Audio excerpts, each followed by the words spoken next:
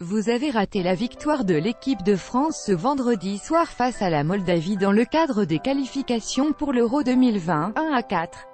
La rédaction du 10 Sport vous propose un compte-rendu détaillé de la prestation des Bleus. Hugo Lloris, 5, face à un bloc très bas, le capitaine de l'équipe de France n'a quasiment rien eu à faire ce vendredi soir. C'est simple, il a touché son premier ballon à la 15e minute et s'est contenté de redistribuer le jeu depuis l'arrière à quelques reprises, avant de se faire crucifier en fin de rencontre par Vladimir Ambros, après un cafouillage sur un corner moldave. Benjamin Pavard, 5,5, celui qui devrait vraisemblablement rejoindre le Bayern Munich à la fin de la saison, s'est montré à son avantage en phase offensive, moins en phase défensive.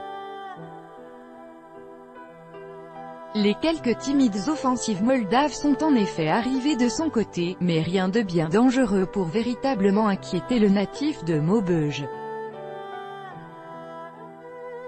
Raphaël Varane, 7, second buteur de la rencontre après une tête décroisée au premier poteau sur un corner frappé par Antoine Griezmann. Peu sollicité en défense, il a pris une position plus haute que d'habitude sur le terrain, épaulant le milieu de terrain. Samuel Umtiti, 6, handicapé depuis le début de la saison par une blessure au genou, le joueur du FC Barcelone a été moins en vue que son compère de la charnière centrale. Il n'a pas eu énormément de travail en défense, mais a su intervenir lorsque le besoin s'en est senti.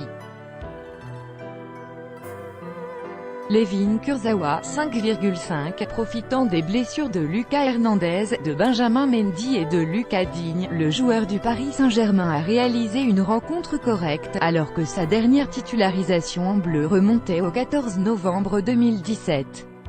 Ses centres n'ont pas toujours trouvé leur cible, mais le latéral gauche a apporté son soutien aux offensives françaises. Paul Pogba, 7, positionné très haut sur le terrain, le milieu de terrain a dicté le rythme du jeu, alternant jeu long et jeu court. Il a notamment été à l'origine du premier but d'Antoine Griezmann, avec un magnifique ballon piqué. Il aurait même pu marquer un but en seconde période, sur un coup franc frappé par le numéro 7 tricolore. N'Golo Kanté, 6, l'infatigable milieu de terrain a sécurisé l'axe du terrain aux côtés de Paul Pogba et a tué dans l'œuf chaque espoir de relance moldave. Au four et au moulin, il a fondu sur chaque ballon perdu pour le recycler et ainsi relancer vers l'avant. Blaise Matuidi, 6, titulaire inattendu à la place d'un Kingsley Coman blessé à l'échauffement, le joueur de la Juventus a comme à son habitude apporté son volume de jeu et ses projections offensives sur le côté gauche. Il aurait d'ailleurs pu alourdir le score peu avant la mi-temps, mais sa frappe est passée au-dessus des cages. Remplacé par Thomas Lemar, 73e, Kylian Mbappé, 6, pas vraiment épargné par les défenseurs adverses, l'attaquant du Paris Saint-Germain a été l'arme offensive tricolore la moins en vue de la rencontre. Il a multiplié les accélérations pour déstabiliser la défense moldave, mais n'a pas réussi à trouver la faille. Replacé dans l'axe de l'attaque après la sortie d'Olivier Giroud, il arrive enfin à trouver le but pour clore la victoire française. 87e, Antoine Griezmann, 7,5, la star de l'Atlético Madrid a été sur tous les fronts de l'attaque ce vendredi soir. Tantôt passeur, tantôt buteur, 24e, il a montré toute l'étendue de son talent en étant à l'origine de la plupart des buts de l'équipe de France. Il a également égalé Karim Benzema au classement des meilleurs buteurs en équipe de France, 27 buts.